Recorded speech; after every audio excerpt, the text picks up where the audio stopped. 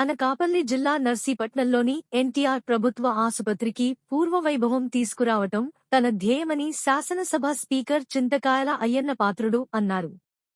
జిల్లా కలెక్టర్ విజయ్ కృష్ణన్ ఆధ్వర్యంలో నర్సీపట్నంలోని ఏరియా ఆస్పత్రిలో బుధవారం జరిగిన సమీక్షా సమావేశంలో అయ్యన్న పాత్రుడు పాల్గొన్నారు. ఈ సందర్భంగా ఆయన మాట్లాడుతూ ఈ ఏరియా ఆస్పత్రి తన మానస పుత్రిక అన్నారు. దీన్ని చెడగొట్టేందుకు ప్రయత్నం చేస్తే సహించేది లేదంటూ భావోద్వేగంతో మాట్లాడారు. ఆస్పత్రిలో రోగులకు సేవ చేయడం వైద్యులకు దేవుడిచ్చిన వరమని, దీనిని అందరూ సద్వినియోగం చేసుకోవాలన్నారు. ఆసుపత్రి అభివృద్ధి కోసం గతంలో తన హయాంలో చేపట్టిన ప్రాజెక్టుల గురించి వివరించారు. Lift, mobile blood bank, orthopaedic x-ray, dialysis unit తదితర సౌకర్యాలు కల్పించామన్నారు.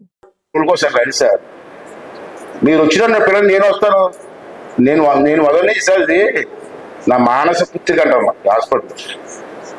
నా కూతురులో అంటున్నాం, నా కూతురు లేరు, మీరు ఉన్నారు. అంచేత నాకు ఇంట్రెస్ట్ అది ప్రత్యేకంగా, అంతకంటే ఏం లేదు.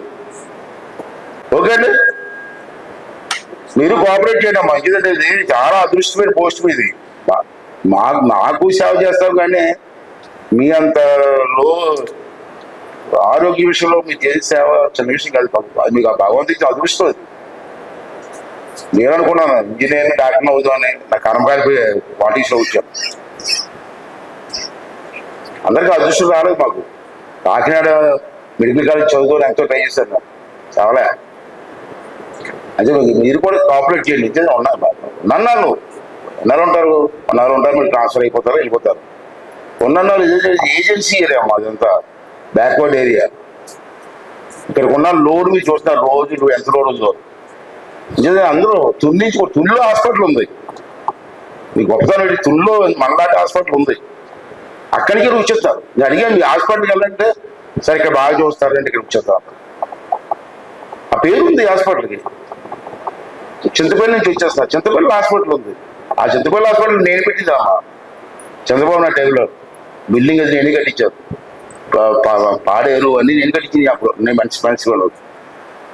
చింతపల్లి నుంచి కూడా అక్కడ ఎవరు హాస్పిటల్ ఇక్కడ వచ్చేస్తున్నారు. లోడ్ ఉంది మీకు, చాలా పెద్ద లోడ్. నేను కాదంలో చాలా ఇబ్బంది పడతారు మీరు, కానీ ఉన్న దాంట్లో బెటర్ సర్వీస్ ఇస్తాం. నాకు ఎక్కడ బాధ అనిపిస్తుందంటే, ఇక్కడ మన హాస్పిటల్ నుండి ప్రైవేట్ హాస్పిటల్కి వెళ్ళిపోతున్నాయంటే ఎందుకు వెళ్ళాలా? మనకంటే ఎక్విప్మెంట్ ఉంది ప్రైవేట్ హాస్పిటల్లో. మీకంటే మంచి డాక్టర్ ఉన్నారు అక్కడ. ఎవరున్నారు? మరి ఎందుకు వెళ్ళిపోతున్నాయి ఇక్కడి నుంచి? ఎక్కడో ఏదో ఇష్యూ జరుగుతుంది.